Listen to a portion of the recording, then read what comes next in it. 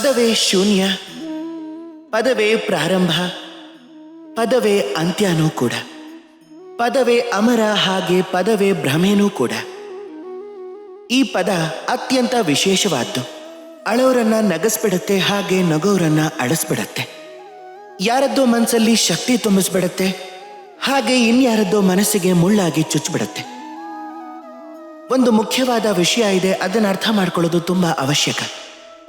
ನಿಮ್ಮ ಮನಸ್ಸು, ನಿಮ್ಮ ಹೃದಯ ಎಷ್ಟೇ ಶುದ್ಧವಾಗಿರಲಿ, ಅದೆಷ್ಟೇ ಪವಿತ್ರವಾಗಿದ್ರೂ ಕೂಡ, ನಿಮ್ಮ ವಿಚಾರಧಾರೆ ಎಷ್ಟೇ ಸ್ಪಷ್ಟವಾಗಾದ್ರೂ ಇರಲಿ, ಒಂದು ವೇಳೆ ನಿಮ್ಮ ಮಾತುಗಳು ಪವಿತ್ರವಾಗಿಲ್ದಿದ್ರೆ, ನಿಮ್ಮ ಪದಗಳು ಶುದ್ಧವಾಗಿಲ್ದಿದ್ರೆ, ಆಗ ಇದು ನಿಮ್ಮನ್ನ ನಿಮ್ಮ ಕರ್ಮದ ಫಲ ಅನುಭವಿಸೋದಕ್ಕೆ ಪ್ರಚೋದನೆ ಮಾಡಿಬಿಡುತ್ತೆ. ಒಂದು ಸರಳವಾದ ಉದಾಹರಣೆ ಕೊಡ್ತೀನಿ. ನಿಮ್ಮ ಜೀವನದಲ್ಲಿ ಏನೋ ಒಂದಾಗತ್ತೆ, ಅದು ನಿಮಗೆ ಗೊತ್ತಿರೋದಿಲ್ಲ. ಅದು ಬಹುಶಃ ಅಧರ್ಮವೂ ಆಗಿರಬಹುದು, ಅದು ಬಹುಶಃ ಕೀಳು ಬುದ್ಧಿನೂ ಆಗಿರಬಹುದು. ಆದರೆ ಅದನ್ನ ಕೆಟ್ಟ ಮಾತು ಅಂತ ಹೇಳಿಬಿಟ್ರೆ ಅದರಿಂದ ಬದಲಾವಣೆ ಅಂತೂ ಆಗೋದಿಲ್ಲ, ಅದರ ಮನಸ್ಥಿತಿ ಅಂತೂ ಬದಲಾಗಲ್ಲ.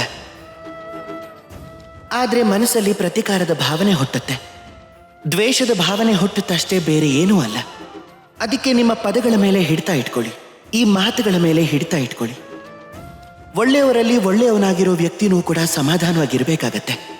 ಯಾಕೆ ಅಂದ್ರೆ ಈ ಪದಗಳ ಬಳಕೆ ಸರಿ ಇಲ್ಲದೆ ಇದ್ದಾಗ ಜನ ಜೀವನ ಪೂರ್ತಿ ಮೌನವಾಗಿ ಉಳಿದು ಬಿಡ್ತಾರೆ.